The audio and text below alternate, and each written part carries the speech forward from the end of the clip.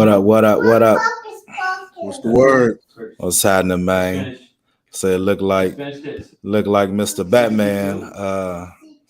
Device Mm-hmm. device and disconnected already, man. He already starting off on the wrong note, man. Mm-hmm. But you know what time it is, man. The boys are back. The band is back again for another episode. Bars and Buckets, man. This is season 3, episode 5, man. I feel like this thing just keeps rolling. Yep. Good to see y'all, good people, man, checking in with us. I'm gonna have a little background noise tonight. I'm out here at my sister crib helping her move, and my nephew need to go to bed, but he ain't ready yet. So I'm reporting live from my alternate place tonight, man. But you know, gotta kick it, gotta get in with my bros, gotta see my peoples, man. So we here, man. How you feeling, Corn? You good? Good, man. Just tired. Long week. You know. But I'm here. I'm happy to be here. I'm ready to kick it, ready to laugh, talk sports and music with my brothers. Let's do it. There it Eat is. my chicken. Hey, eat your chicken. I'm waiting on my Chipotle bowl to come, man. I might be on here eating some Chipotle tonight. But yeah, man. So we back again for another week, another episode, man. Click share and subscribe to Bars and Buckets on Facebook, Instagram, and YouTube. Go ahead and click that share button right now for those of you who are on. Make sure everybody know we live and in effect. Also, always shout out to the Bars and Buckets podcast crew page on Facebook. Get in that group, man. That group is active, man. We posting quite frequently, having some good conversations, man. And just this past week, we had a post with Jason Williams, White Chocolate being the top 5 point guard that got a lot of action on that post, top 5 all time. So we get into some good dialogue, man, and it's always good to talk sports with people that just want to engage with each other, man. So that's what we do, man. I think Reg is back on. You back in here, big boy? No, maybe not. Okay. So he's still Batman with a hidden location. He said he's gonna have his audio ready, but not no video tonight. So we'll see what happens. But yeah, man. Again, welcome to the show. Go ahead and do what we do. And normally one of our things to start off the show is talk about our free throws. Bro, are you engaging in the free throw this evening, or you chilling? Chilling today, man. I ain't get a chance to stop and grab nothing. I was running from the time I got off work. Man, That's why I'm eating. Definitely understand. So, but typically we do our free throw, man, and not like the normal free throw, but a free throw, you take a shot of your favorite drink, chillax and all that. But like I told you all last week, for me, I'm gonna be on chill for a few more weeks while I engage in this fast. So won't be partaking, but that's normally kind of one of our kickoffs to the show. But we're gonna go ahead and rock this thing out, man. While Reg get himself together, we're gonna go ahead and jump into our little sports segment that we talk about. Just talking NBA, recent news, hot topics, hot takes, and spinning it from there. So the first thing, man, I want to talk about is we got a surprise team this year, man, in the West. That's really making some noise and lighting the beam. The Sacramento Kings, bro. Shout out to Mike Brown.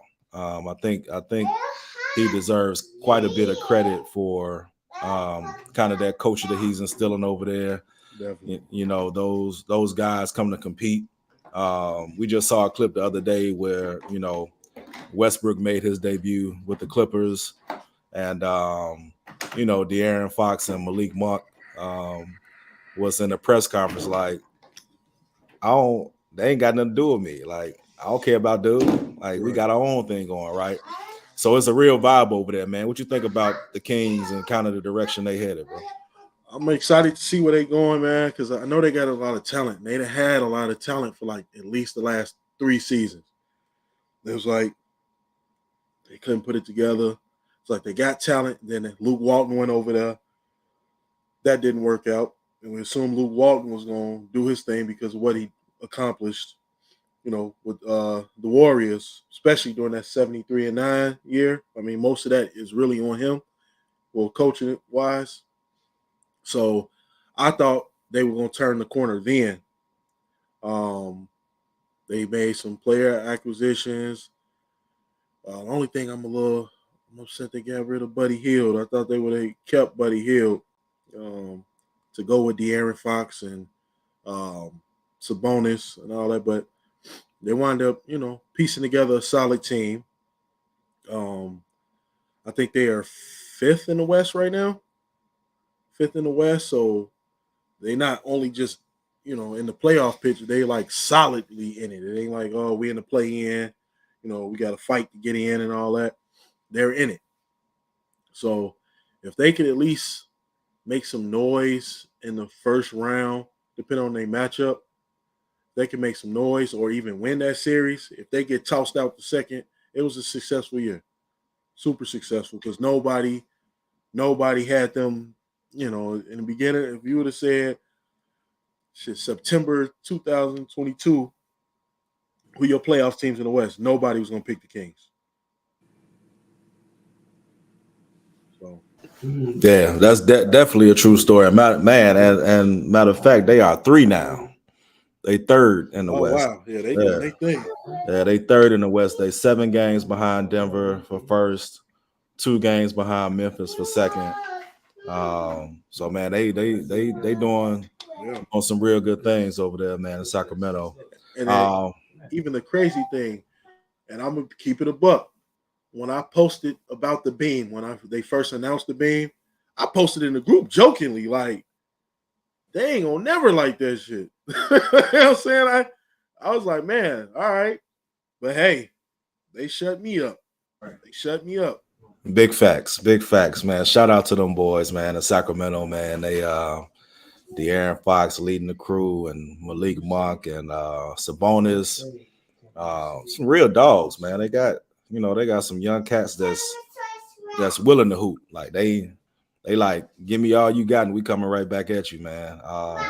So they definitely got some good things going on there. Speaking of some potential good things, man, KD made his debut last night with Phoenix, man.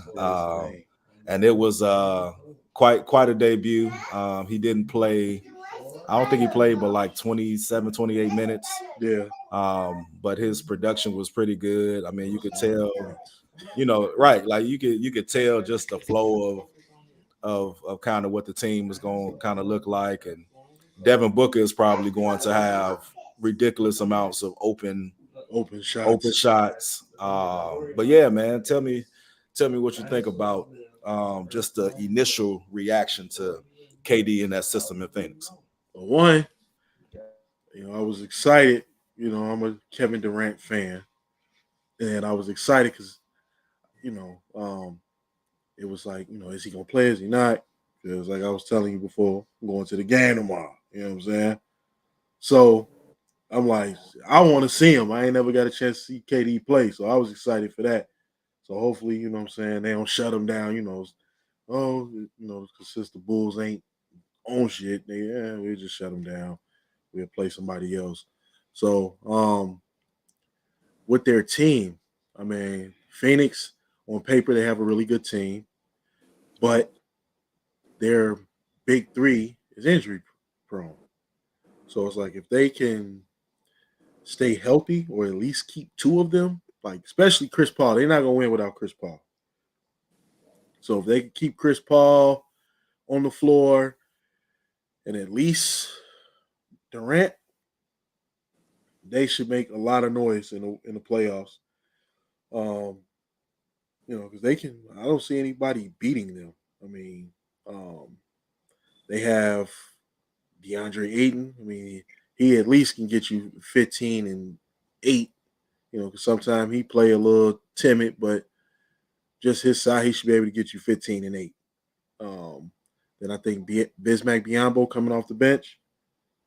I think I know, they lost some pieces with gaining KD. They lost some bench pieces, but I mean, they still solid. They still solid. Campaign still there to relieve Chris Paul. Campaign should be experienced now. You didn't play behind Chris Paul, which is a wealth of knowledge, and then you didn't play behind Westbrook when he was doing his triple-double thing. So hopefully he was paying attention and seeing how he can be effective on the floor. So should be cool. No doubt. I agree with that assessment, man. And Reg, man, chime in once you get yourself together. Well, I mean, I'll just say this while I'm still on this joint. I don't know, for whatever reason, I don't know, I got my internet from Family Dollar or some shit. Okay, so I like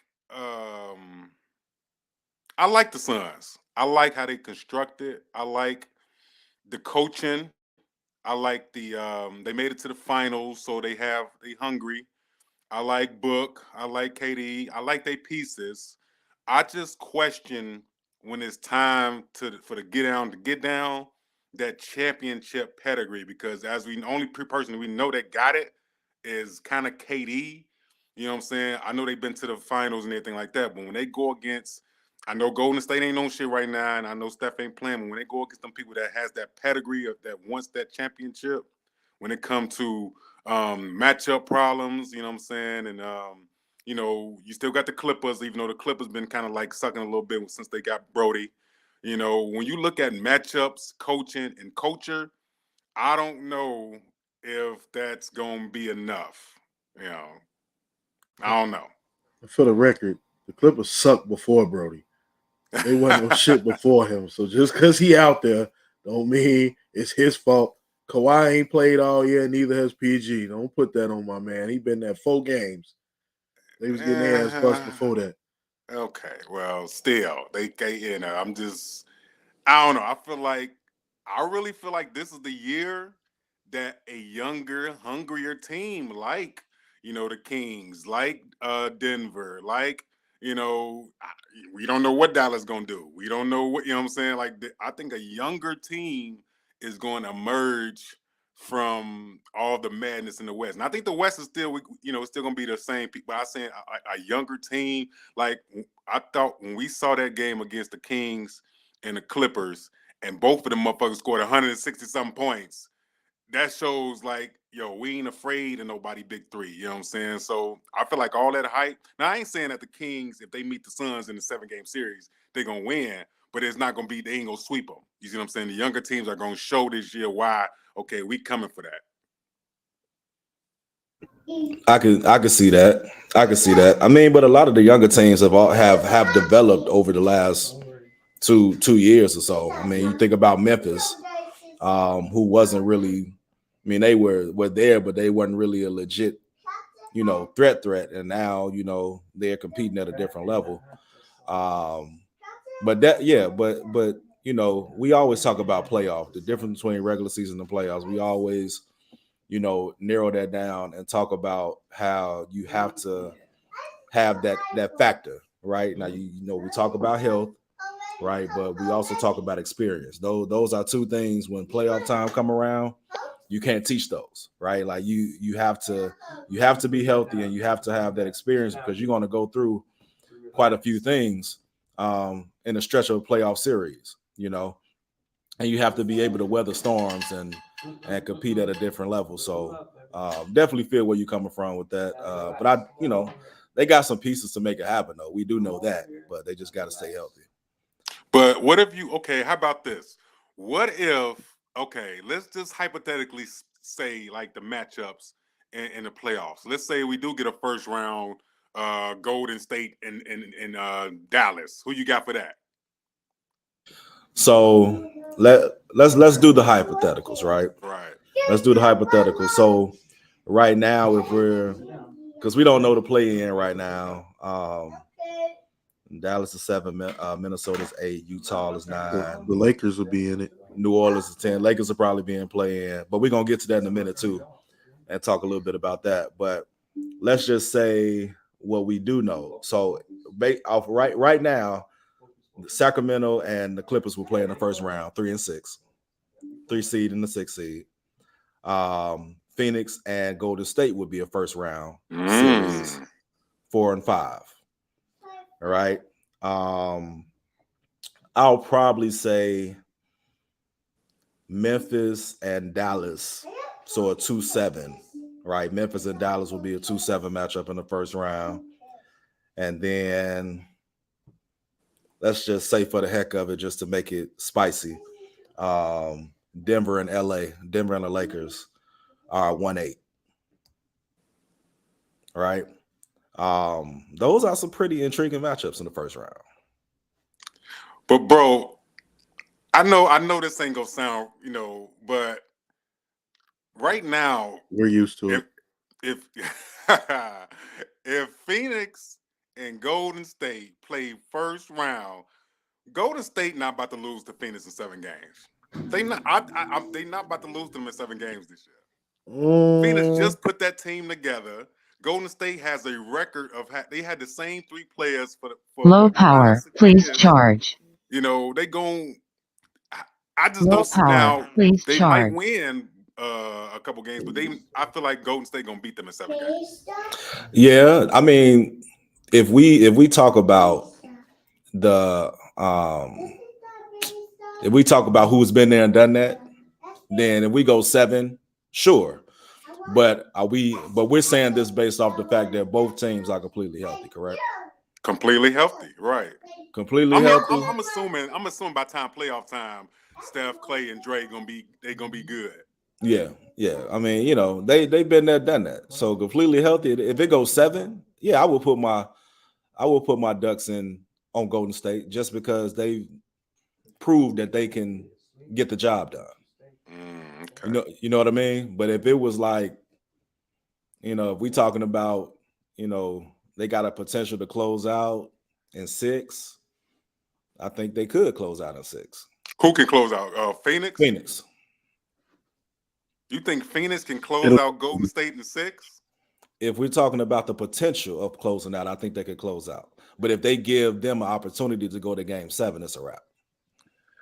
Yeah. It would be a good matchup because then you could see like Wiggins to guard Booker. That's the only logical person that can guard him. Because KD will eat him alive, but you want to put Draymond on KD. Yeah, you got to put Dre on KD. Ain't no way around You want to put Draymond on him, and I mean Chris Paul and Steph's just gonna go at it, but it'll be a different type of match. Like Chris Paul, I mean, I don't know. Right now he's starting to look 38. he's starting to look 38. But I think with this team, you know what I'm saying, I think they got it, and Chris Paul would be able to, piece it together. I think with his ability to facilitate and be a coach on the floor, KD kind of understanding the Golden State system already, because they ain't changed nothing. No. They ain't changed nothing. He understand it. So all he got to do is get them the cliff notes, and they can figure it out. Now it's just on them to figure it out, because Draymond ain't gonna do not a damn thing. He's 5 okay. points, We ain't got to disrespect Draymond. Okay, that's the 3-time league defensive player of the year, Mr. Triple Single. Just put some respect on the brother name now. Okay, he he's straight. I mean, Draymond, he definitely did his thing early on, but when he should have stepped up, when Steph and Clay was out, and it was just Wiggins, and it was all right. Basically, Draymond had way too much mouth and didn't display enough of his skill. He did a lot of talking, but he wasn't doing nothing. So it just made all that talking, like when you had the opportunity to kill, you know what I'm saying? You didn't do nothing. And that's why Charles Barkley got on his back. That's why Charles Barkley called him Mr. Triple Single. So who would have in that matchup? Who would have the first 2 games? Golden State at home or Phoenix at home? I'm gonna say split. It would be Phoenix will have the home court advantage. Oh, I'm talking about advantage. Who gonna be at home? Oh, so Yeah. so Golden State will have to win in And Phoenix Phoenix to take home court to advantage. take home. That's not impossible. I mean, No, shit. definitely not impossible. Yeah. Definitely not impossible. Didn't they just No. do it last year with Memphis? Did they? I think What? so. Yeah, I could have sworn they something. I could have sworn they did last year with Memphis. I don't think Man, they had look, home. as long as I don't think they had home Steph court Curry advantage. is playing, Steph Curry to me got that Patrick Mahomes type vibe. Definitely. Definitely. As long as that Mog is playing, shit, he can do anything. So that's what I'm saying. KD just came a week ago. They still got it. I like how they looked at last night. Don't get me wrong, but they played the fucking Charlotte Hornets. I mean, so it's like, we played the Charlotte Hornets too, and we don't look nothing like that. But we do, and I'm glad Corn did say that he going to the game tomorrow, so we can get a bro. While you at the game, I want a play-by-play of how the Bulls play against Kevin Durant and I want to play because that's going to determine. You know, Pat Bev gonna show up for that game. You know he gonna show up for that game. You know what I'm saying? So that's gonna determine a lot about how Phoenix can play on the road. Yeah, Pat Bev can show up for the game, but shit, everybody else got to show up. You just seen the exchange we posted with Vooch watching the popcorn man in the fourth row. Terrible. Nigga drove the lane and laid the ball up. Calling for a beer. And then had the nerve to argue. Bro. So, and then what's the name? And then they're playing such an offensive team. Zach got to show some leadership. Zach might shoot 40 shots tomorrow and only hit 8 of them motherfuckers. I'm okay with Zach taking a lot of shots. I want Zach to take a lot of shots. Now, to Zach's credit, and I'll give him credit for the last maybe 2 or 3 games. To his credit, his efficiency has been better. His percentage has been better in terms of the shots he takes and the shots he makes. I will give him that. Because that was one of the things I talked about. Well, one of the things we talked about is taking, ill-advised shots, taking shots at the wrong time, just jacking up shots for the sake of. But he has been more efficient these past few games. So I will give him credit for that. But he has to continue to do that, right? Like he can't revert back to, the Zach that we was talking about prior to this. If he keeps that going, that could, lend to make some success out of this.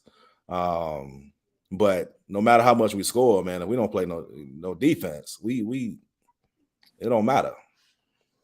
I'm calling for, I'm gonna say this live on air tomorrow night at the UC. I'm calling for the Bulls to show some heart defensively. Offensively, this could be talent wise, we can go toe to toe with them offensively with Book and KD and Debo and Levine. You know what I'm saying? Like I think we can go toe to toe with them offensively. If we can show a little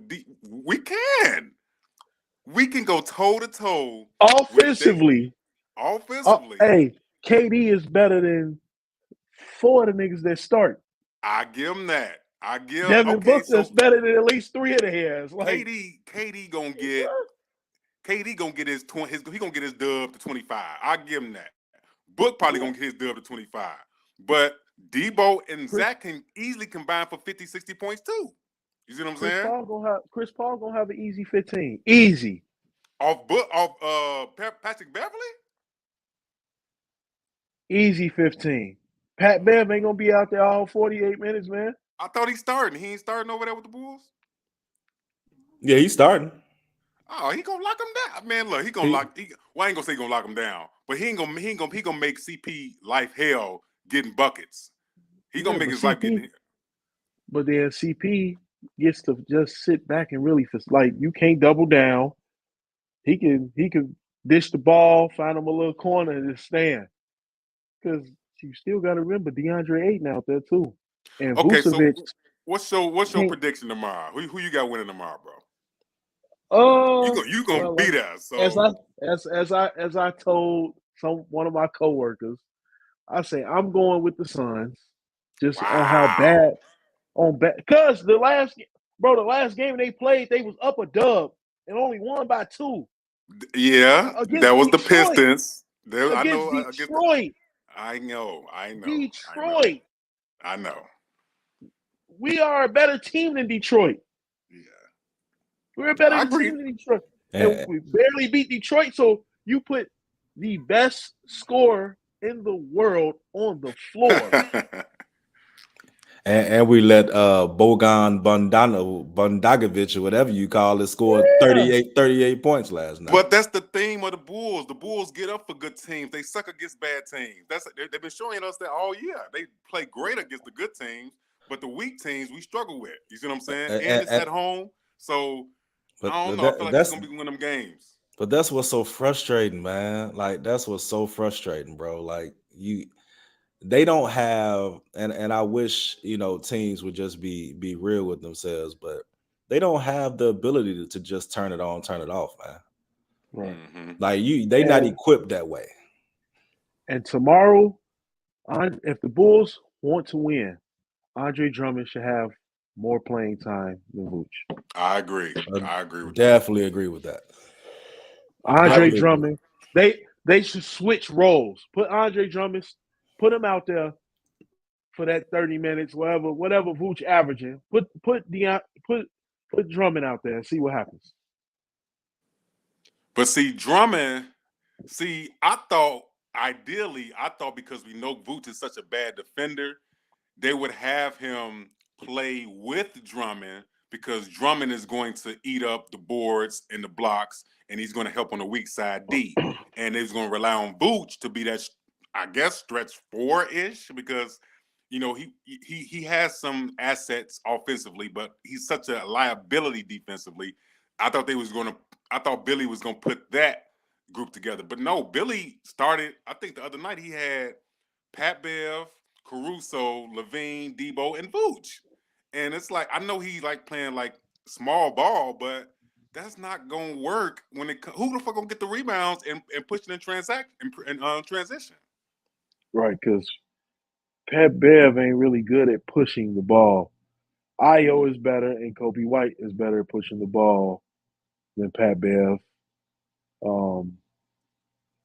We'll see. Like I said, we'll see. Tomorrow, I plan to take a few videos of the game, and I'll post it so we can have a little live action. You know what I'm saying? A little live action before, Mark Z take it down. You know what I'm saying? Right. I want to, have a little live action, and see what it do, man. Like I'm excited to see it. You know what I'm saying? And we'll see with Pat Bev because Pat Bev been helping out. He's been turning the defensive side around for them. He was what they needed. Yeah, exactly what they needed. You remember when we talked, I said, I'm not saying this is what we need to get to a championship, but this is what we need to right the ship of toughness and effort and being more effective on defense and having a defensive leader, that kind of brings that every play. Like, as much as we talk about Pat Bev, the one thing he gonna give is effort. He gonna bring effort and energy and consistency on that side. So, you can't take anything away from him on when it comes to that. So, but yeah, I think the first quarter will be the telltale of how tomorrow's game is gonna be. Even though stuff happens, and we had a better second half than the first half, but I think you can't play that game against a team like that. So if they don't come out like game busters in the first quarter and compete, then you could pretty much wrap it up. So who we putting on KD? Is we putting Debo on KD? Please don't put Patrick Williams on KD. You're gonna have to. So who is we putting on him? I'm either doing Pat Williams or Derrick Jones Jr. Yeah, and that's only that's only if he makes the adjustment. And we know Billy ain't good at making adjustments. So right now, their starting lineup right now is Vooch, DeMar, Zach, Caruso, and Beverly. That's the starting five right now. Caruso can slow him down. So you might want to put Caruso over there because Caruso can make him move off his little sweet spots, make him alter his shot, change some things, make him second guess himself. I think he'd eat Patrick Williams alive after he figures Patrick Williams out. Definitely. After he figure out that Patrick Williams can't really move east and west. Mm-hmm. He can't really move east and west. Yeah. He's gonna eat him alive. Yeah, I think Caruso probably gives you the best chance just because of his physicality. If you use that particular lineup, Right. give you the best chance because of that. But I mean, at this point, I mean, does it really matter? I mean, so instead of him scoring 40, he only scores 28, 30. Right. And then I mean, Booker is still, the X factor. Yeah, Like, yeah. Booker, they gonna go with Booker take him. They gonna go with Chris Paul and Booker take him. KD is it's the same role as when he was in Golden State. Yeah. It's the same exact role. Like if he decide, all right, I'm going for 30, you in trouble. You in trouble. Because just think about how much easier that makes it for Ayton. Because no one's gonna be paying him attention. Everybody will be watching KD, Booker, Chris Paul, because that's all the media talking about. And all it takes is some pick and rolls and dish to Ayton, and it's a wrap. Yeah. And if Ayton actually play ball, like he play ball, it's easy. It should be easy for everybody. You got to still watch Chris Paul with the little sneaky threes and his little layups he be getting, and his little mid-range game coming off the screens and all that. And he crafty with it. Yeah. Chris Paul, I had 20 tomorrow just from shooting free throws. Right. Just from shooting free throws. So you gotta watch it. You just gotta watch it. Then you gotta think them dudes, they don't play together every night, but them niggas play ball together. They didn't play ball together. You know what I'm saying? I don't think KD, this is his first time on the floor. He been practicing. He just sat there. And that's why a lot of teams that run a basic motion offense, so it's easy to get players acclimated. Yep, definitely. But switching gears, because we did just kind of briefly talk about this a little bit. The Lakers are currently one game out of the play-in, so one game behind New Orleans at 10. LeBron is scheduled to be out for 3 weeks. Yeah, that's gonna hurt them. Like they need LeBron, they need AD, because AD went down 2 days later. So I don't know. I mean, do they make the? Yeah, I don't see it. I don't see it happening because they don't have what they need. They don't have LeBron. They not gonna go nowhere without LeBron. Like if you put them in the play-in, they're definitely gonna they had LeBron and AD in the play-in, they were definitely gonna make the playoffs. Now I know I talk about dude and buddy and all that, but he's gonna get to the playoffs. You know what I'm saying?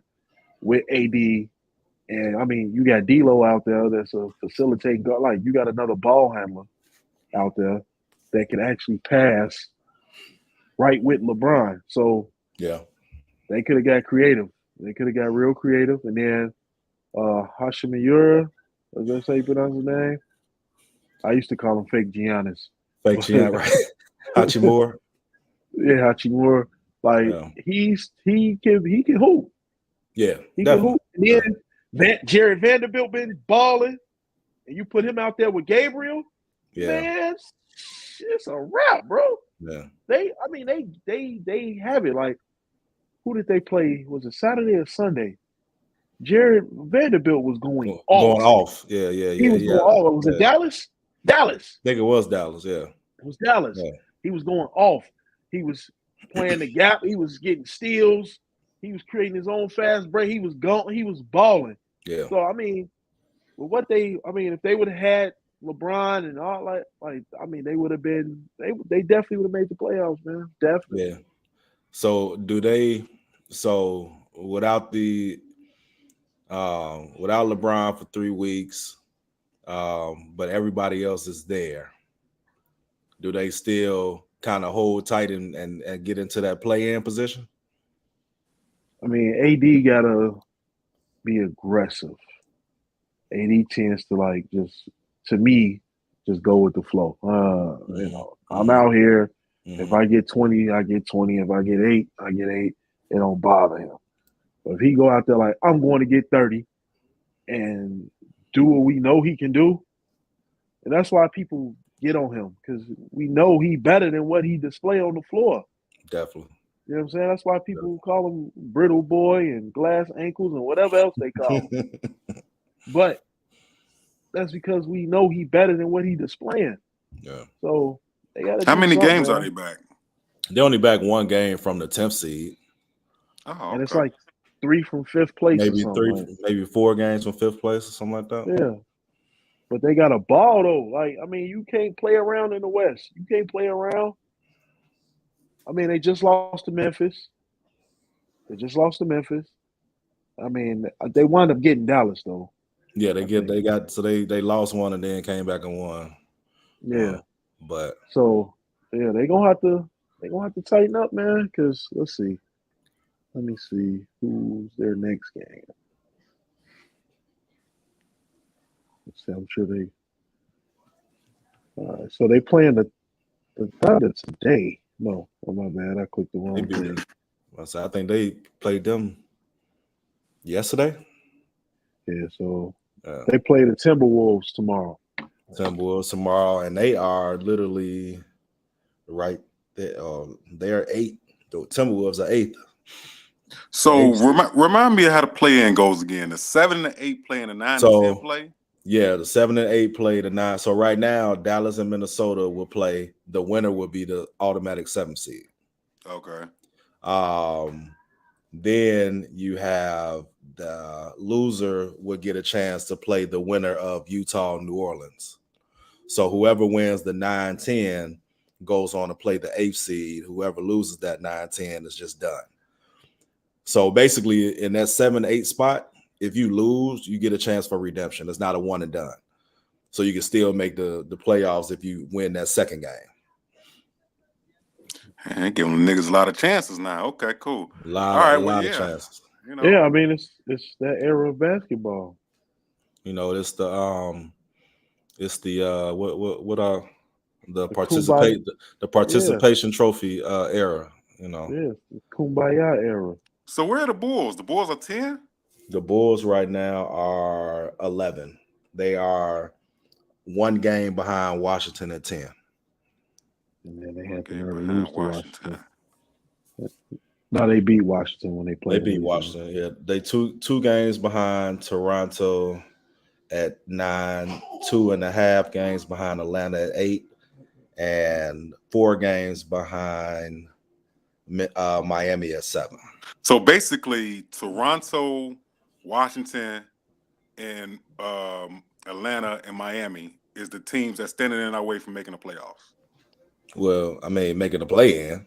I mean, yeah, the play-in. Yeah. I feel like we can beat those teams, and if it's well, I don't know what the fuck going on in Atlanta. They got a new coach, right? Who the fuck? Yeah, Quinn Snyder. Quinn Snyder, the Jazz old coach. Oh. Yeah, I just think that, man, we gotta finish now. Like I say, since All-Star break, we 3-1. So I mean, if we can tomorrow. That's why tomorrow's is gonna be a big statement game, man. Because if we can, man, we need these dubs. All these dubs count. And if we show up, even if we lose tomorrow, if we show some heart and make it a close game, I don't see no way where we can't at least make it into the 7th and 8th seeding. You see what I'm saying? And control our own destiny. Mm-hmm. Vooch just really gives me a headache, man. I don't know why. Just defensively, he really like that play. He was literally trying to argue that he was sticking Wiseman, Right, and he wasn't right. nowhere near Wiseman. Nowhere near Wiseman, man. Wiseman was at the free throw line extended. Easily. A little bit past it. Yeah. Just crazy. But yeah, I don't know, man. I don't and you're right. Like we really just gotta aim at yeah, we really just gotta aim at that between that 7 and 10 because I don't see now Brooklyn is dropping, so that's gonna shift somebody up. They're dropping a little bit, but Milwaukee is on a 17-game winning streak. Crazy. Boston and they just looking. I mean, Milwaukee is looking. Middleton looking like he coming back into form. I just heard today they go pick up Dragic. Right. They go claim him off waivers. That's gonna help out. Then they got Jay Crowder. Then they got Crowder. So they just kind of retooled and finding their footing again. Boston, they're not going nowhere. They a half game behind, Milwaukee. So I think they pretty much stuck. I don't see anybody jumping with them in that 1 and 2. I think one of them is going to have that 1 seed. Philly is 4.5 games back of Milwaukee for first, but I think they probably going to stay around that 3-4. Cleveland is 7.5 games back, but they're the 4th seed right now. New York right now is on the streak as well. Yeah, they're playing really, really well. The Knicks. Brunson is effect. Yeah, definitely the Josh Hart effect. I mean, maybe the comfortability of having his partner back from Villanova, but them boys playing, man. Like, and I mean, Brunson was playing before he got there, but I just think it's just a different feel now with Hart being there. So and they're 5 right now. So I think we're definitely at this point aiming to be in that play-in, and hopefully if I'm the Bulls, I want that 7-8 so I have a double chance. If I don't quite get it done with the 7-8, then I have to play the winner of the 9-10. I want to at least have as many chances as I can to make the playoffs. And now we got the play-in champion on our team, so shit. So he know how to win in the play game. He know how to win in the play-in game. So we good, man. Play-in champion on our team. So yeah, I think that's the most realistic game plan that we can have because we pretty much shot ourselves in the foot. So I don't see us being in the top 6 by the time the season is over. Yeah, I don't see. The thing with Lonzo, what I'm saying. I knew when we did the sign and trade for him, and all the Pelicans fans was like, yeah, all right, good luck. The motherfucker ain't gonna play but a couple games. Like, I knew when I heard, and it's not like Lonzo is a bum. It's just, why is it that Chicago point guards always deal with crazy injuries, man, that really stunts our potential to make it far? I ain't gonna say stunt it, but we need a floor general. We need that person, especially with those scores we got with Debo and Levine. I feel like this offseason, this summer, it's gonna be hard to trade. It's gonna be hard to trade off Zoe's contract, which is he still owe like $40-something, $50 million. Like, it's gonna be hard to flip that. But if he got like a career-ending injury, they probably got some type of way they can get rid of his contract without it counting against the cap space, and I'm sure they got protections for that. I mean, the nigga say he can't walk. I mean, he been out for a year and a half. Like, if it's got to be real bad if you can't run and walk like that, Joe. Like, if you've been out for last game he played was shit. I don't know when the last game he played. It's been over a year, ain't it? Yeah, that nigga can walk. That nigga had his ass in Paris with them Don C leather coats on. He was walking. He just uncomfortable when he run. He's just uncomfortable, and then they saying he got nerve damage. Yeah, they say he got nerve damage. Yep. Nerve damage in the knee, bro. Yeah. Wow. So they say that's why it's been such a struggle for him because they initially just thought it was just, maybe we need to go back in, figure something out. But now they're saying it's nerve damage. And if it is, they definitely now can test for it if that's what they think it actually is. Right. And there are ways, technology has changed quite a bit. Somebody made one of the sports groups that probably all of us come across our page, made this comparison with Jay Williams from Duke when he had the motorcycle accident and had the nerve damage and wasn't able to recover. And somebody was like, yeah, but times have changed and technology has changed. They got nerve blockers and all this other stuff. And I'm just like, yeah, but I don't know if anybody's willing to block, to do that. Right. So yeah, it's a tough one, man. And I'm gonna be honest with you, bros. I think we got some voodoo on us right now, and I think the voodoo comes from how they did Pooh.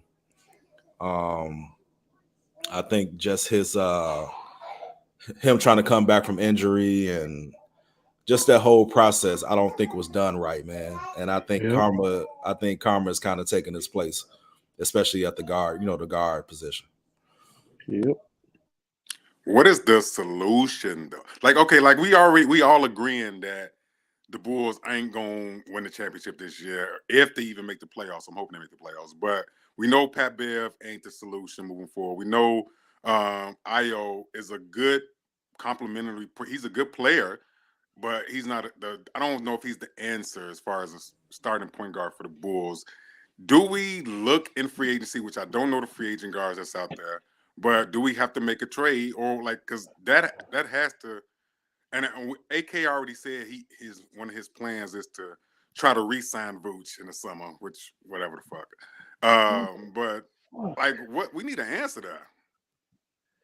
Hope Vooch taking less money. Right, definitely be taking less. I don't know, bro. We're in such a dark spot with that position with a guard, man. And I don't know who's going to be available this summer. I need to look at that for free agent point guards. I do think that if I was the Bulls, that I would try to entice Pat Bev to stay. I would try to entice him to stay for a multitude of reasons. With one being a hometown kid, but I also would consider the fact that if he has the aspirations of really playing for a championship team, then okay, bro, you do what you do. If you want to stay home, though, look, we can rock this and we're gonna do this and let's make it happen. When y'all ready, I got the point guard. Yeah, go ahead, bro. Spit them out. Westbrook, Kyrie Irving, D'Angelo Russell, Fred VanVleet, Derrick Rose, Pat Bev, Reggie Jackson, Kobe White, Corey Joseph, Ish Smith, George Hill, Ty Jerome, Dennis Schroeder, Dellavedova, Dennis Smith Jr., and that's about it. Wait a minute.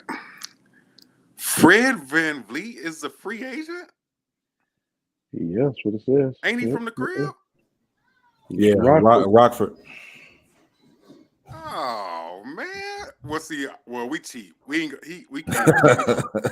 I just got excited. Fred gonna ask for some money. Yeah, he gonna ask for some bread, man. We ain't gonna pay him, man. Yeah, I didn't even know he was a free agent. That would have been a great. I'm not sure as far as because I haven't been paying attention to the Raptors like that. But I feel like I don't know how he is as a facilitator, but he could get buckets, and he has a history of staying injury prone for the most part, I believe. I don't think he missed a lot of games like that. But if we can come to him like, yo, Joe, come to the crib, you ain't gonna never have to play for no Heroes ever since you here, you know what I'm saying? Or, I don't know, convince him somehow. I could deal with that lineup. Yeah, Fred VanVleet or let's see, who else would I? Kyrie ain't coming here. Hell no. that's a waste of time. Other than that, I'll go after D'Lo. Hey, Mark. Yeah, I would do that. I go after D'Angelo Russell. Hello. Actually, I would take him over Fred VanVleet because D'Lo's a proven passer. Proven. Fred is more of a scorer. So I would go after D'Angelo Russell and see what he can do with that team. Yeah, So mine. that wouldn't be a bad look. That wouldn't be a bad look at all. Yeah. But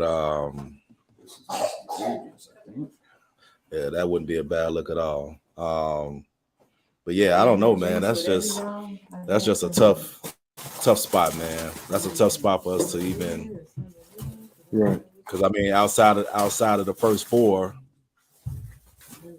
Right. nobody else. You know what I'm saying? Nobody else we talking Right. about like coming that way.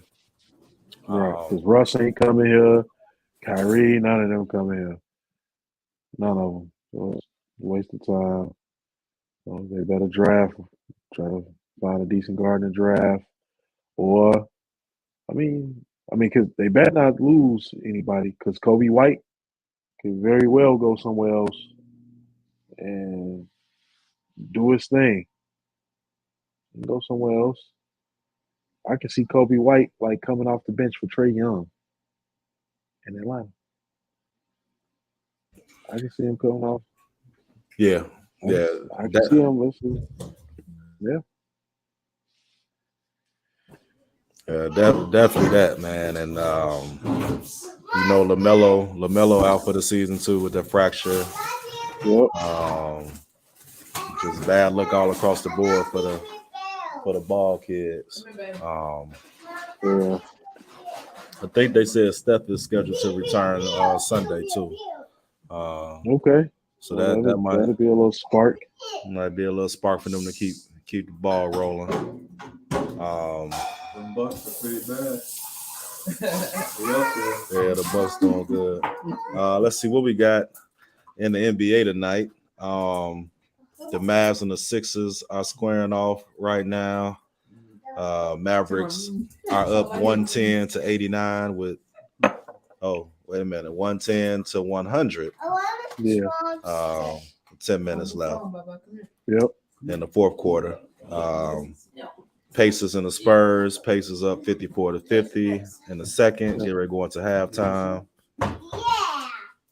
Wizards and the Raptors 119. The Wizards pulled it off 119 to 108. Right. And the Clippers and the Warriors play tonight, man. Yeah. So that'll be it'll be some shifting there in the seeding based off of that game too, because of how close they are. Yep. So it should be an interesting game. Kick off in 30 minutes.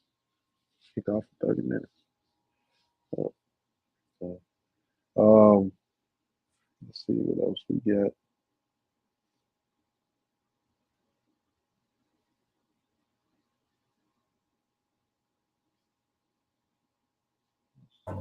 I know it was something else I ran across, man, that I was going to talk about tonight. I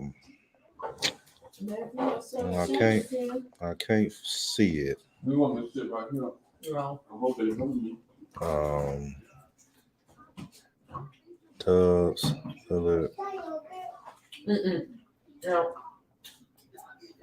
Man, I can't find it, man. And it was something crazy too, and I think it has something to do with Giannis.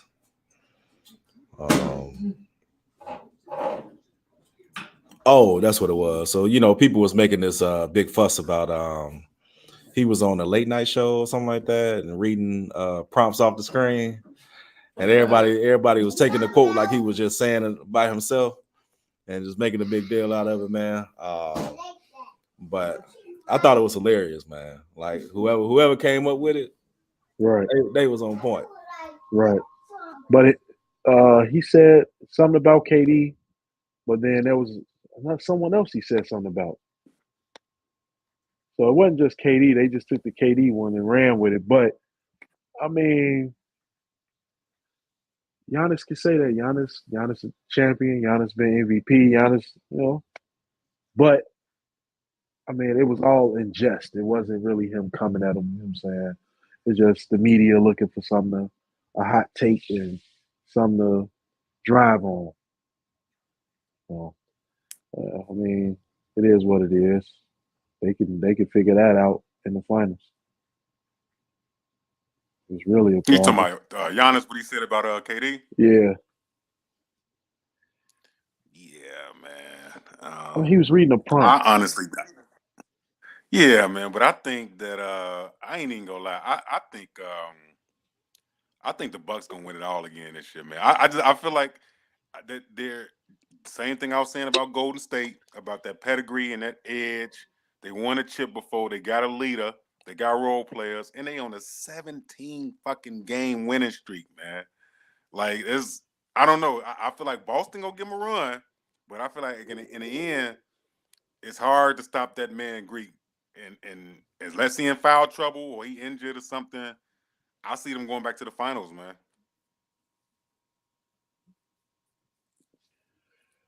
Yeah. I mean, Boston, they got to still get past Boston, man. Like, that ain't just easy to do. Mhm. Jason Tatum and Brown and Marcus Smart, and they done added pieces like Mike Muscala who gonna hit shots. You know what I'm saying? These are guys that in the playoffs, they get 10. They get that 10. You be like, they keep a team 8 points ahead. You know what I'm saying? They get them few points where you like, damn, the Bucks was catching up, but then Mike hit 2 jumpers and Al Mhm. Horford hit another one, and it just keep them at bay. So you got to see it. And you got people on the Bucks like Javon Carter who ain't seen the playoffs. He ain't seen Right. none of that yet. So and he playing guard. You know what I'm saying? And he gonna have the ball in his hands at times. And Marcus Smart, and Derek White might get on, D him up. So it's gonna be interesting, man. It's gonna be interesting. It's gonna be good to watch. And as long as Giannis is on the Bucks, Tatum and Brown are on the Celtics, you're always going to see them going at it in the Eastern Conference Finals. Now, the Cleveland kind of snuck up on me because I ain't gonna say snuck up on me, but they playing like young Balling. dogs too, man. Like I was saying Yeah, about they're them young balling. teams that's hungry. I don't know, man. They playing like they want it. Like they want it. And you know what I'm saying? That backcourt, even shit, that front court, like, they got it on a lot of different levels. But Mhm. Miami picked, got Kevin Love. Like I feel like it's a lot of teams like kind of like jockeying right now. So Yep. I don't know, man. I wouldn't be surprised if Cleveland pulled an upset and beat Philly in a 7-game series. You know what I'm saying? Mhm. That shit now, if that do happen, because I did see some shit about Harden trying to go back to the Rockets or something next year. I don't know why I mean, I do you don't know see him why he doing would that? even. I mean, if I'm James Harden, I'm not going down there. If I'm James Harden at this stage of my career, I am. If I'm James Harden and I have the opportunity to play somewhere, I'm not going to Rockets. But if I want where I'll have freedom to kind of do what I want to do and play ball, I'm going to places like the Kings. I'm not saying they got the money, but I'm saying there's talent, there's a good coach, there's room for him Mm-hmm. to get buckets. I'm going to the Kings. I'll, um, I mean, let's see, the Kings. I'll do Atlanta, Okay. like where they close and what he bringing will take them to that next level. You know what I'm saying? Like, those are the only 2 teams I can think of off top of my head that could possibly use him. But I'm going somewhere that where I can get my shots because I was watching Matter of fact, I was just watching some of that Mavs game before we started. Got a chance to check him out a couple days ago. And yeah, he's dishing the ball. He doing more, but there's times he wants to kill. And when he come down the floor, you see it. He just dish it off like, yeah. You know what I'm saying? But he got the opportunity to do what he want to do in those situations. He more of a Harden's more of like a point. I ain't gonna say a point guard. He's more of like an off guard. Not really shit. Because he got. I don't know. I'm trying to see his fit because he can do so much with the ball. But if you put him with like New Orleans, or maybe even the Grizzlies. Yeah, him and they banking on Bane and Dylan Brooks to hold down that 2-guard position. Is Dylan Brooks really? I don't even see what the hype about this. Is he that good? He's solid. I mean, it's working for the Grizzlies. He's working, and he's scrappy on defense. You know what I'm saying? Like what they're doing, he's fitting that system. You know what I'm saying? James Harden ain't gonna play defense like that. So I mean, the Grizzlies are winning off being talented and scrappy. Interesting. Yeah, that's the vibe that they just created over there, man. They just a lot of energy, a lot of youth, and just being, competitive, man. Dylan Brooks put me in a mindset of like Danny Green or something. Like, where the fuck Danny Green at? Don't he play with somebody? Danny Green is now with the Cavs. Yeah, I'm like Danny Green. Wow, okay. See, that's what I'm saying, man. Like young squads that got a young coach, like the Cavs, like those. I'm telling you, it's gonna be them teams, the Cavs and the Kings. Those gonna be the two teams out of each conference. I feel like it's gonna take Philly to 7 games. Gonna take, God damn it, you know what I'm saying? They're gonna take these teams to 7 games, and we all know in game 7 anything goes. You know what I'm saying? Yep. Okay. I definitely see that, especially like, and that's why I'm so disappointed in the Bulls, man, because we got all the talent. Like, we just gave Zach this big ass contract. We know Debo had a historically year last year. We can compete, man, but if I don't know. I feel like AK gonna keep this team together one more year if we don't do it this year, and it's gonna keep setting us back because East is only getting better and better. So I don't know. I mean, what's really out there if we break it up after this year? Now, what I would do, I know we got this generational talent that's about to come out in the draft that people been talking about, this Victor Wembanyama, whatever the fuck the dude name is. He's not coming here. I'm just saying, I would see who got the number 1 pick. I would see who got that pick and be like, look, I would trade. Well, 9 times out of 10, whoever got the number 1 pick is gonna be Houston or OKC or the Spurs. Yeah, Spurs, Houston, or OKC probably be the top 3 teams to get that number 1 slot. Ain't Detroit in that mix too? And maybe Detroit. Detroit always there. Damn, what? Detroit as a team really supposed to be killing. They always get a top like 3 picks or whatever. They always getting young draft people. But I would Victor, what is his name? Victor Wembanyama or some shit? Yeah, I don't know how to pronounce it. Let me see. Who's Detroit's coach? Like, what's going on in Detroit? Detroit got all this talent.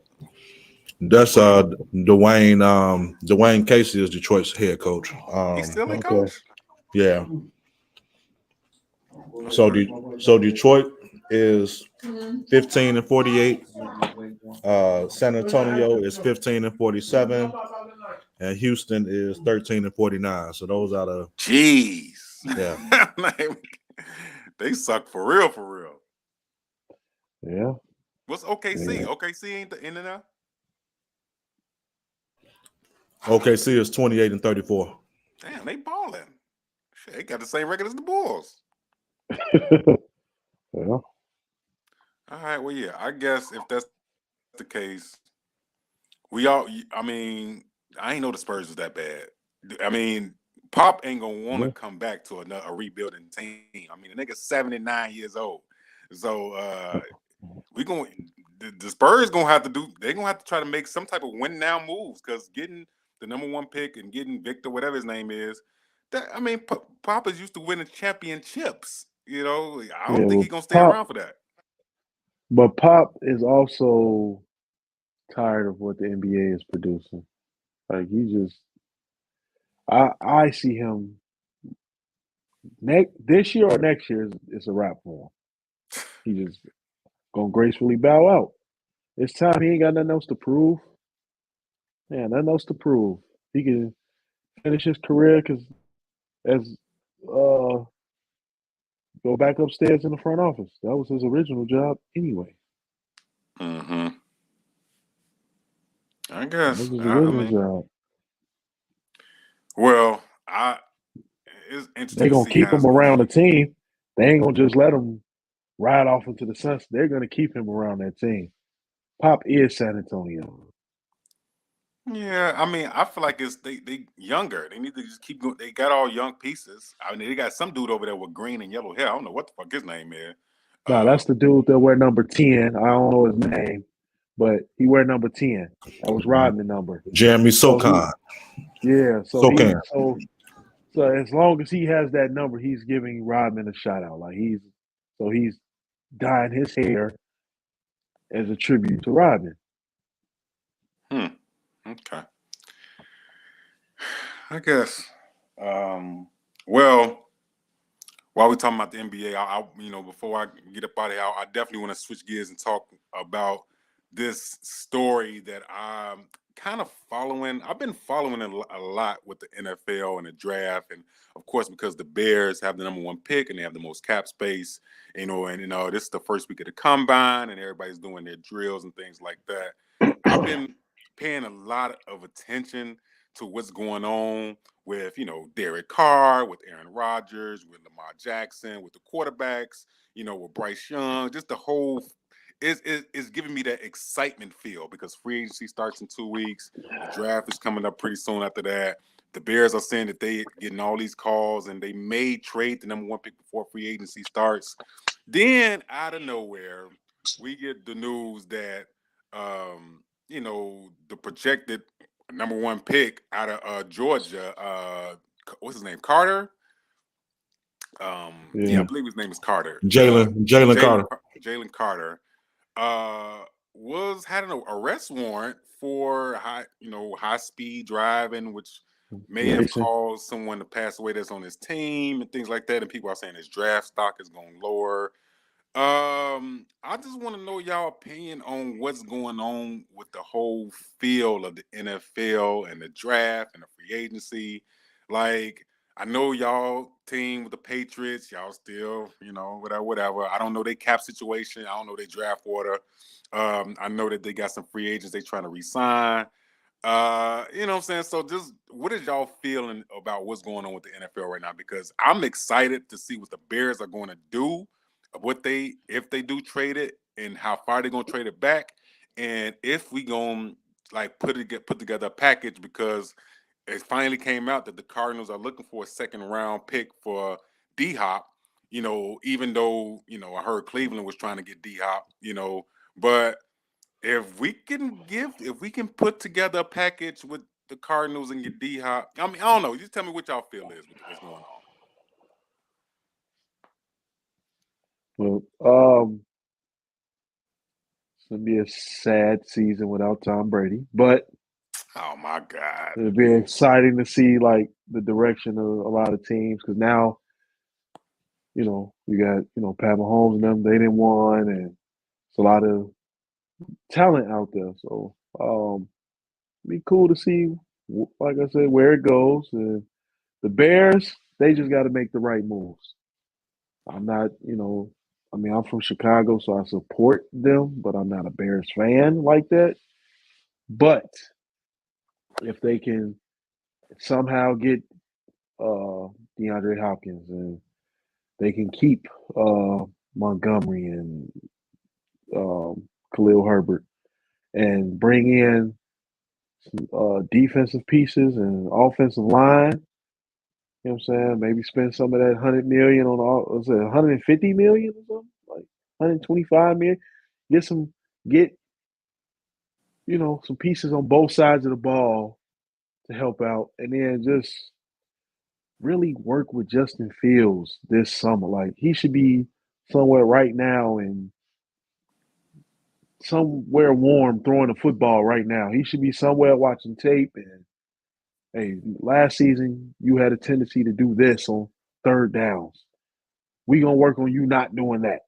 You know what I'm saying? Like just sitting down where he get to sit and watch all the defenses that he played against and just like study them and just immerse himself in it, man. Like, I mean, I know he's young and he still got a lot to figure out, but it's time for him to lock in. It's time for him to lock in a little bit, man, and start trying to master his craft, man, because the quarterbacks are only getting better. The quarterbacks are getting better, and he doesn't want to get left where his draft class of quarterbacks is like, like, damn, they start excelling and he just kind of like fell off.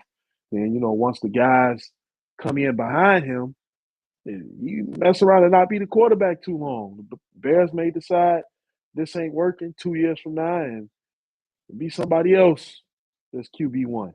So he needs to start locking in to hold his spot and make sure he can feed his family for the next 15. Yeah, that's a good that's a good take.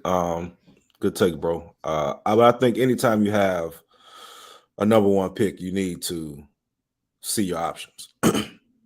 Right? Anytime you have a number one pick, you need to see what's out there, especially if you're not in the need for a quarterback. I think with that number one pick, if you were to shift down, depending on what the offer is, right? So if you just move down a few picks, but you also get something else with that. So not just swapping picks. Like I'm not just gonna swap a 1 for a 4 and then call it a day. Right? Like it has to be some substantial stuff that comes along with it. But I think you do have to see what people are offering and what's available to see if you could pull more out of this draft or pull more not only out of the draft, but get some additional pieces that people might just have on the market just for the sake of that pick. I do think that, I've said this a million times. I do think Justin Fields has all of the physical attributes to be a QB1, right? A franchise quarterback.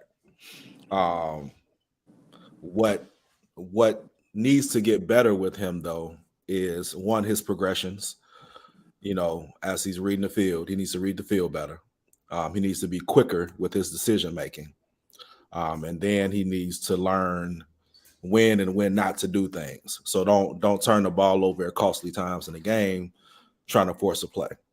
Outside of that, though, I think that, we talk about his arm strength, we talk about his legs and his ability to run. Those are things that are priority when you talk about QBs at this point in the game. If you can do both of those things, if you can throw and run, then you are highly sought out, right? So we have that. David Montgomery, Khalil Herbert. I'm a bigger fan of Khalil Herbert than I am of Montgomery, but both of those are pretty good backs if we keep them, right? As bro said, the O-line is really where the drop-off is because you don't have the opportunity to make a play, and I think that comes has a lot to do with how he's played as well, is that, that feeling of I don't really have much time. When I drop back, I ain't got much time, so I need to run, or I need to just go with my first read, and so you got to strengthen up the O-line. Defensively, we got to get back to the roots on that side of the ball and just taking care of business with the defense. But yeah, I mean, The Bears are kind of that middle of the road team. I know last year the record doesn't show middle of the road, but that was just a byproduct of not being able to stop people when we needed to. Offensively we didn't do too bad, but defensively it was terrible. Like that was a very terrible season on the defensive side of the ball, and you cannot be successful without that.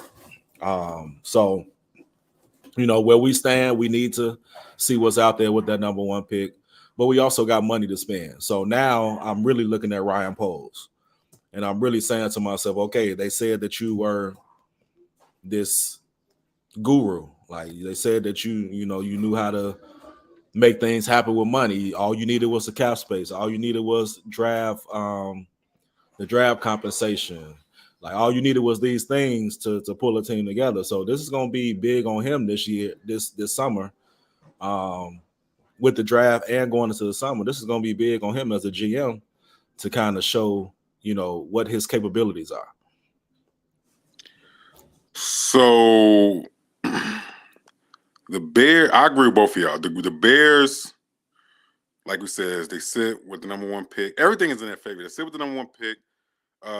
Just about $100 million cap space.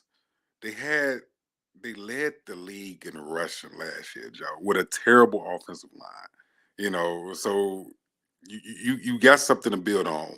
Spend maybe 20 to 30 ish on. You definitely need a right tackle, and maybe I say a left guard. So spend some of that money on the tackle and the guard. Shore up that line. You good on the running game. What you're gonna have to bring back, because Montgomery is a free agent at his price, because there's so many people in a running back market right now. Tony Pollard, we got Kareem Hunt, Josh Jacobs, Saquon Barkley. Like this is a big, like we're gonna see how much these running backs are actually worth. When it comes to we got y'all boy in New England, Damian Harris, who I feel like he lost his job only because of this. Now, don't get me wrong. The other dude, Stevenson? Stevenson is a good running back. Don't get me wrong. I'm not saying he ain't, but I feel like Damian Harris is probably he lost his job because he got injured or whatever. So he's going to be a nice pick, ticket on a free agent market running back. So this is going to be a lot of running backs that the Bears can choose from. I feel like money wants to come back. Ryan Poles says that he wants him to come back, but if he's asking over $8 or $9 million a year, I don't know if they're going to spend that amount when they know they got Herbert still under contract. So you're going to have to see what you're going to do about that. Miles Sanders, that's another running back that's a free agent for the Eagles. So it's a lot. This is going to dictate a lot about what running backs get.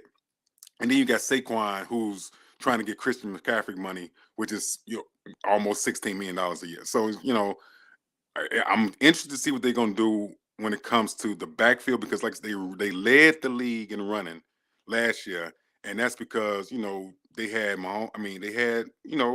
three dudes that can run the ball.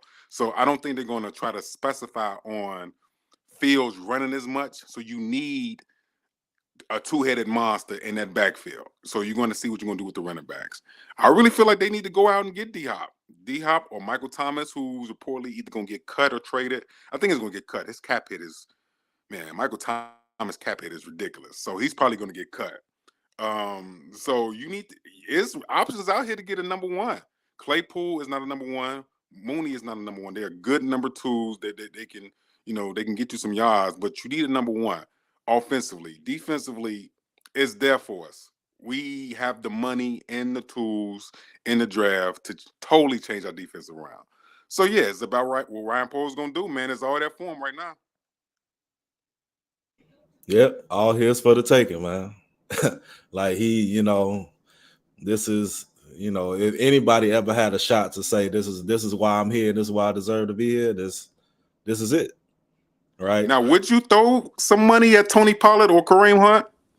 I would throw money at Pollard and Josh Jacobs. I would definitely throw money at those two. Saquon, again, you already talked about him. He gonna go for the gusto if he can, and get as much out of it as he can. But I think, if we talk about next tier, and I'm not really against Kareem Hunt. Like Kareem Hunt is cool. I don't know. I just favor Tony Pollard and Josh Jacobs more because they, I kind of look at them more of the ability to you can put them in a slot, you can put them in different arenas of the field and be effective. Plus, you can't account for his speed either. Tony Pollard is a speed demon, but he plays physical, and Josh Jacobs is just physical, period. So if you talk about getting back to, leading the league in rushing and still having that ability to do that, like you get it back like Josh Jacobs and you still in the money. Didn't Tony Pollard had a torn ACL, or what did he have? Was it he had this year? Yeah, he last 2 games he had a torn some shit, and they saying that was going to affect him in free agency. I don't know exactly what happened. That's right. He had a broken leg and high ankle sprain. That's right. Okay. Yeah. So I mean that will impact his free agency. I totally forgot about that, so I'm glad you brought that up. But outside of that, though, I would still say that he's a really, really good back, a really good running back. So yeah, I mean, take that into account. Josh Jacobs would be my number one push. Yeah, interesting to see how that's gonna play out, man. Then we got the draft. It's just a lot of different avenues. The Bucks, y'all team. Well, not y'all team, because y'all, as soon as Tom Brady got up out of there, y'all dismissed them. They cut Lenny. They cut your boy Lenny Fournette. They cut him. Yeah, he actually asked to be cut, bro. Oh, did he? Yeah, he actually asked to be cut. He stated that when he first came to Tampa, he came to Tampa off the word of Tom. He wanted to play with Tom, and once Tom retired, he was like, "Okay, y'all can figure this out. Just y'all can let me go. I don't need to be here." They about to lose a lot of niggas then, if that's the case. Yeah. So yeah, he literally was like, "Yeah, that's the only reason I was here, for the chance to win. For the chance to win, the chance to play with him. And after he said he retired, I'm good. Y'all could let me go." So, wow. Yeah, because I don't know, because now, they don't know what that situation looks like in terms of quarterback. I mean, they got Blaine Gabbert or some shit, right? Who's they? Kyle Trask, right? You said it correct. They got Blaine. The who that came after that. That's right. Like Right. The Blaine Gabbert that was with the Jaguars that didn't do nothing. Right. That same Blaine Gabbert. But So, if I'm the Bucks, I may look at a Brock Purdy. He might want to play. Now I don't want to go be number 2 after I done showed y'all what I could do, because y'all still looking at Trey Lance. So if I'm the Bucks, I take Brock Purdy. We rebuilding anyway. We rebuilding anyway in that position. So I'd rather take him than draft somebody. Okay, so I'm just taking a look. Okay, so San Fran, Jimmy G's not there no more. He's a free agent, right? Right. Okay, Jimmy G's gonna be at home. You don't think nobody gonna pick up Jimmy G? Somebody go pick him up. Yeah, he's gonna be holding the clip. He's gonna be holding the clipboard all year.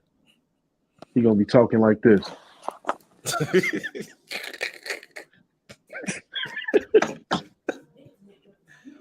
Now, what I would do, this will change the game.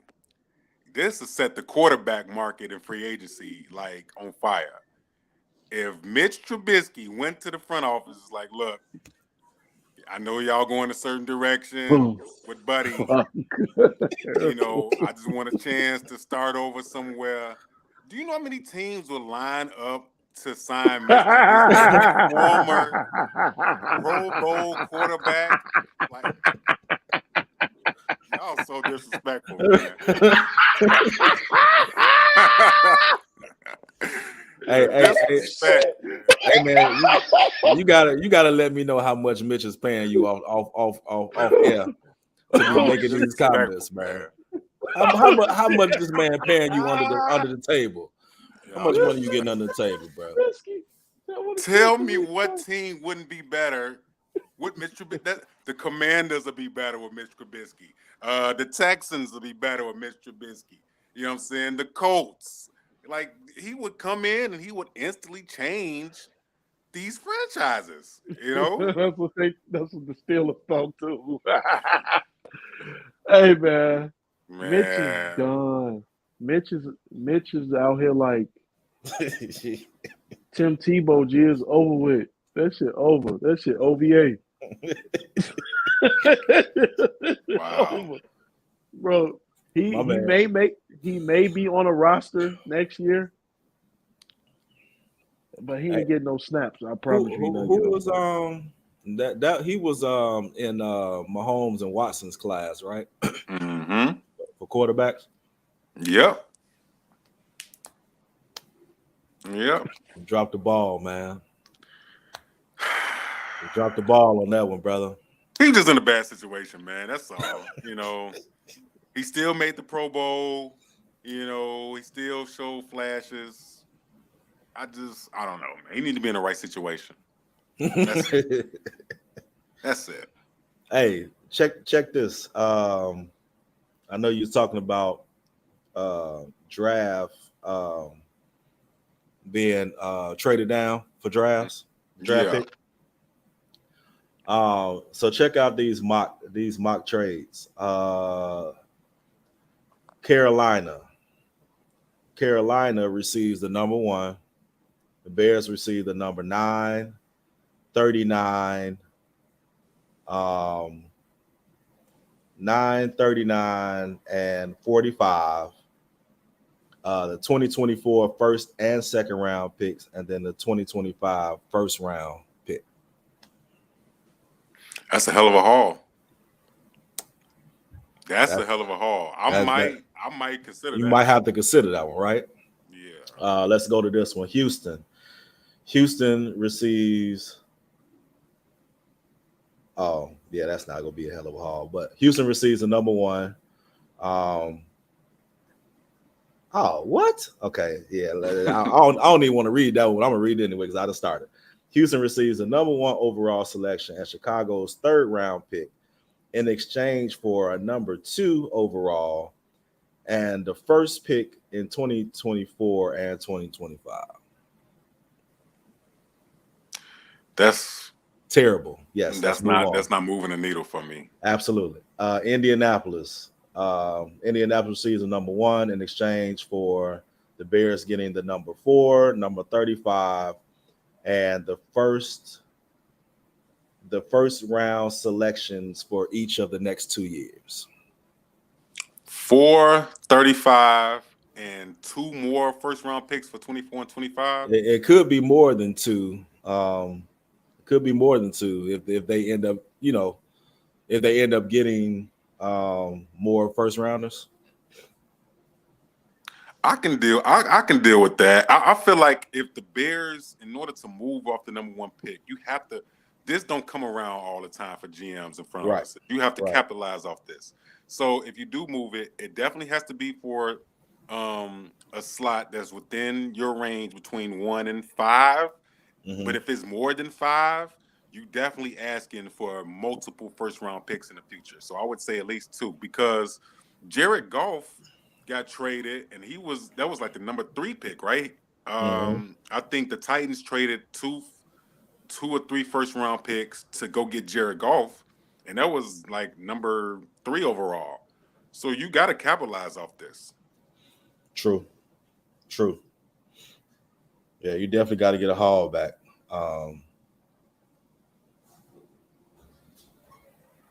Definitely got to get a haul back. I really think that they should stick between Houston, and they should call.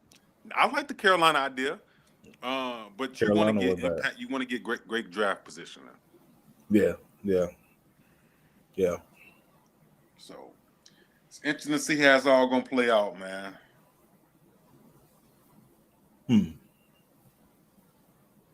Then for free agency starting in less than a couple weeks, we got the combine going on right now, man. So there's a lot of buzz.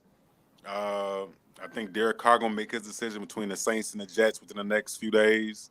Which could be, we don't know what's gonna happen, with that. I mean, Derek Carr, I feel like can change either one of those franchises because both of those franchises ain't had no stability with quarterback. I don't know what the fuck going on with Zach Wilson.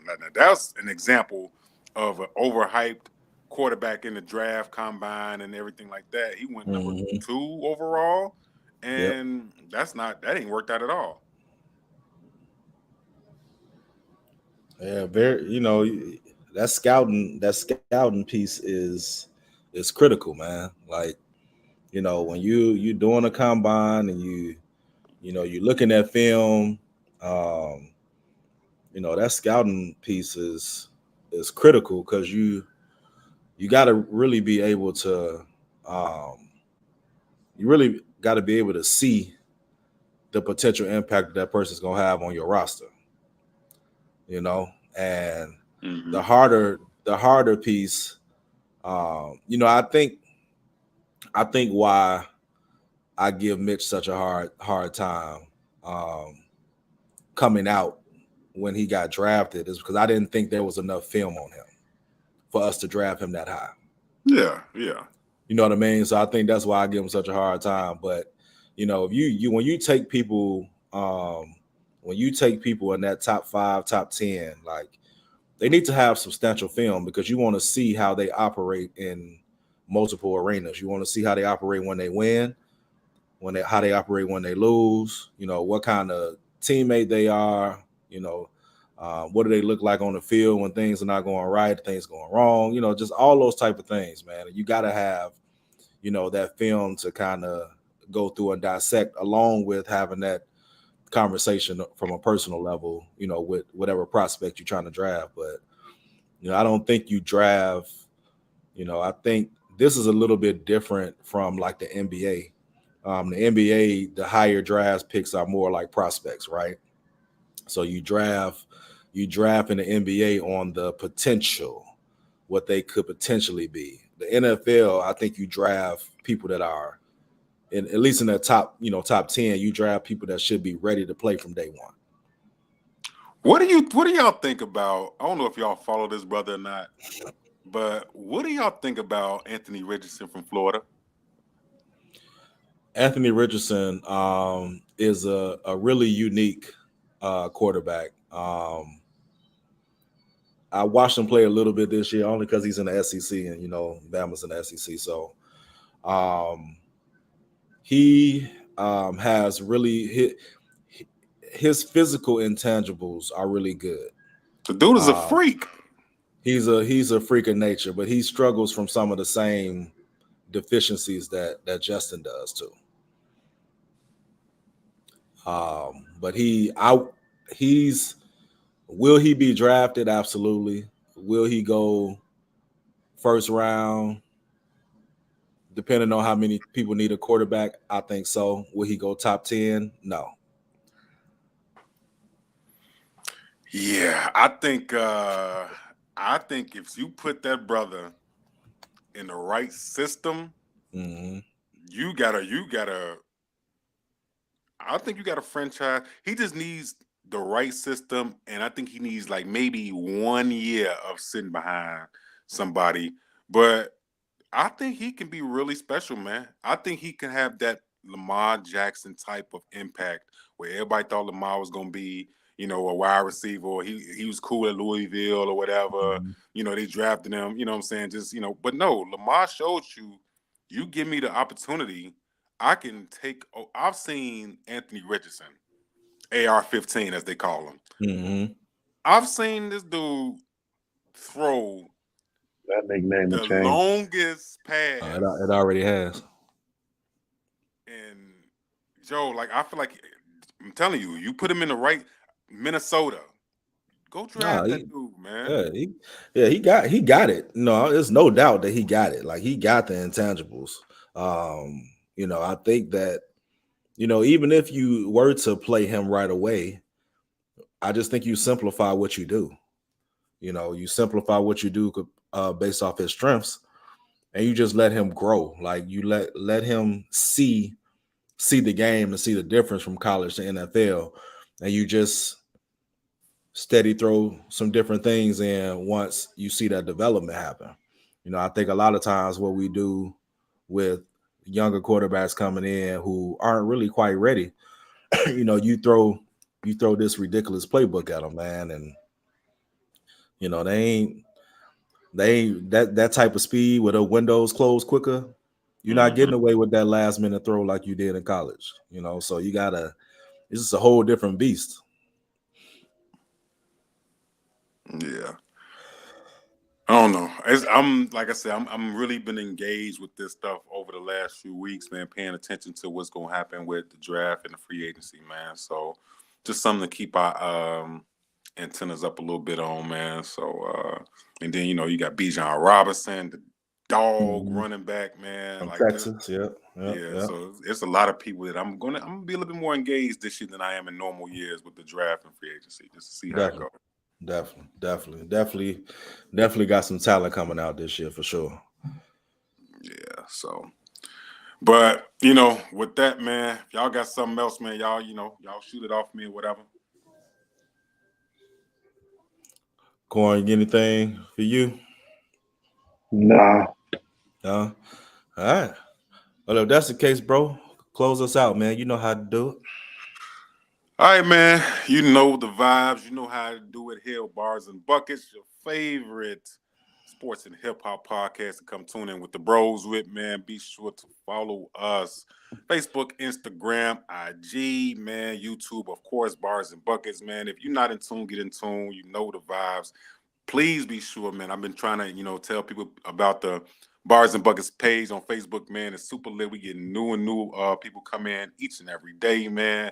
Come chime in with us, man. Post what you want. Have some fun with us. Bars and Buckets on Facebook, man. Official page is growing each and every day. Got a lot of stuff coming up with you guys, man. We got something innovative coming up too, man. We working on it a little bit. Me and AD and Corn talking about it as far as basketball, man. So we're going to keep y'all updated with that, man. But look, get in tune, man, with the show, man. Share it to your friends, your homies, your barbershop buddies, all that, man. Be sure to follow us, man. You can see our tags on the screen. But once again, Corn, AD, what can they follow y'all at? Players? Facebook, man, you can find me at Adrian Dury, IG, Urban Gentleman 85, and TikTok, Principal AD. And you know the vibe. Is what it is. Yes, Corn, where you at? Find me up on IG and TikTok at gold_mine_CEO84. Says it right there. And then Facebook, Cornell Shelby II. There it is. You know the vibes. Reggie Moving Forward, RMF on Facebook. Mr. Moving Forward on IG.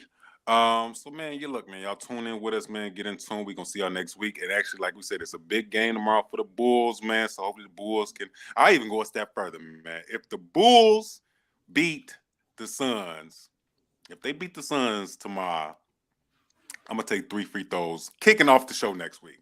Just kicking it off. I'm going to take 3 free throws. Just straight to the head. And I can't do free throws because I get drunk.